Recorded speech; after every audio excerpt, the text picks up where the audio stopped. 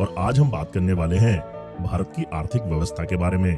क्या भारत के पास धन की कमी होती जा रही है? क्या भारत का पैसा खत्म हो रहा है? क्या भारत की स्थिति पाकिस्तान और श्रीलंका या अन्य विदेशों की तरह होने वाली है? इस वीडियो में हम जानेंगे उन कारणों के बारे में जो भारत की डामाडोल स्थिति को बताएगी। साथ ही साथ हमारे भारत में महंगाई दर इतनी क्यों बढ़ती जा रही है, हम इसकी भी चर्चा करेंगे। तो अगर आप इन सभी सवालों के जवाब चाहते हैं तो इस वीडियो में आप अंत तक बने रहिए। चलिए आज की वीडियो शुरू करते हैं। क्या आर्थिक मंदी आकर ही सांस लेगी? आखिरकार इसके बारे में अर्थशास्त्री अपने क्या विचार रखते हैं? आइए इस बारे में हम जानते हैं। ऐसे अर्थशास्त्रियों की लिस्ट लंबी होती जा रही है जो उस सुनामी को आते देख रहे हैं जिसे दुनिया मंदी कहती है।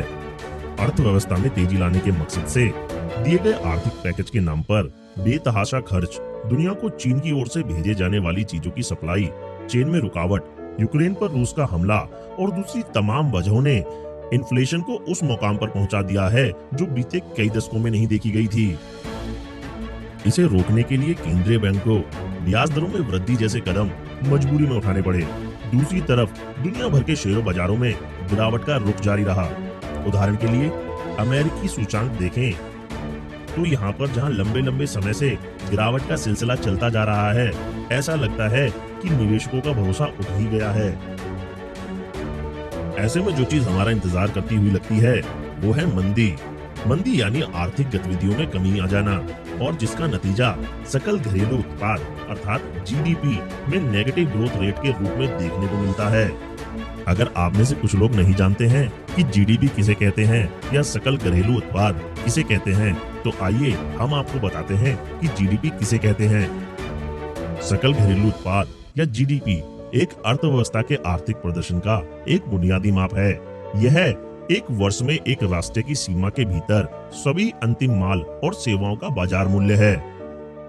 सामान्य रूप से अगर किसी देश की अर्थव्यवस्था की जीडीपी पर लगातार 2 तिमाही तक दबाव में रहती है तो उसे टेक्निकल रिसेशन कहा जाता है। फाइनेंशियल टाइम्स और यूनिवर्सिटी ऑफ शिकागो बूथ के एक ज्वाइंट सर्वे में अमेरिका के 10 अर्थशास्त्रियों में से 7 ने ये बात कही है कि मंदी इस बरस नहीं तो अगले बरस आने ही वाली है। इस मंदी की मार से केवल भारत ही नहीं बल्कि सारा विश्व संकट में होगा। ये सर्वे जून की शुरुआत में हुआ था, शेयर बाजारों में ब्लैक वीक और ब्याज दरों में इजाफे के फैसले से पहले। इसीलिए मंदी को नजदीक से महसूस करने वाले अर्थशास्त्रियों का ये अनुपात अब बढ़ गया है। आप सोच ही रहे होंगे कि अगर मंदी आएगी तो होगा क्या, हमारी दिनचर्या पर इस पर क्या प्रभाव पड़ेगा। शेयर मार्केट के ऊपर नीचे गिरने से हमारी आम जिंदगी में तो कोई बदलाव आता नहीं है, तो फिर मंदी आने से होगा क्या।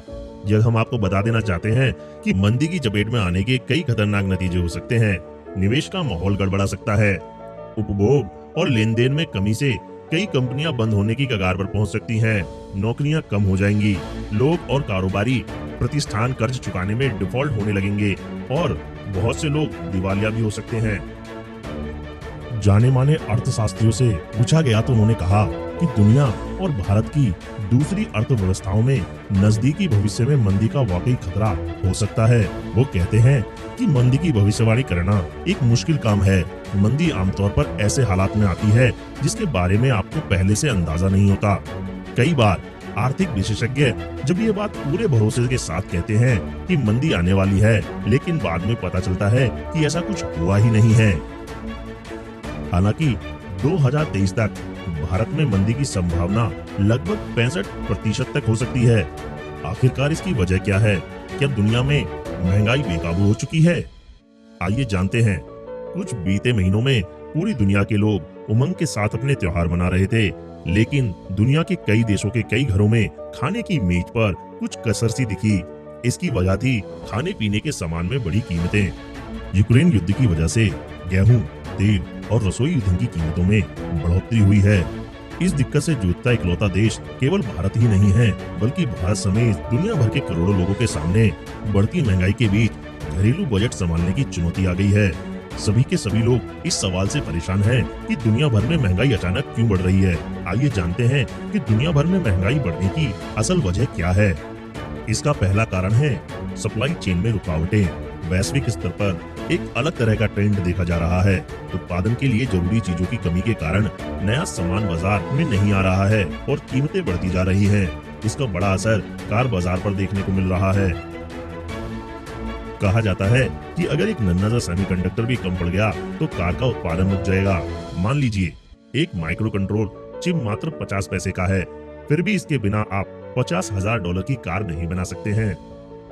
इस साल सेमीकंडक्टर की कमी के कारण 10 लाख से अधिक कारें नहीं बनाई जा सकी हैं और ऑटो इंडस्ट्री को लगभग 200 करोड़ अरब डॉलर का नुकसान उठाना पड़ा है।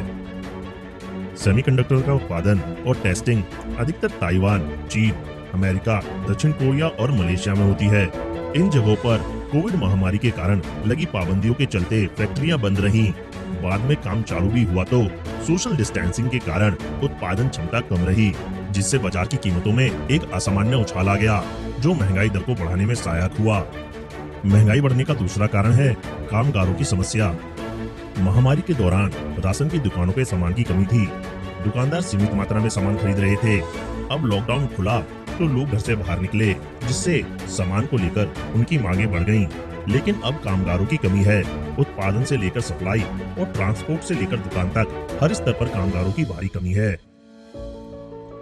अब लेबर मार्केट में अचानक एक बड़ी अड़चन आ गई है।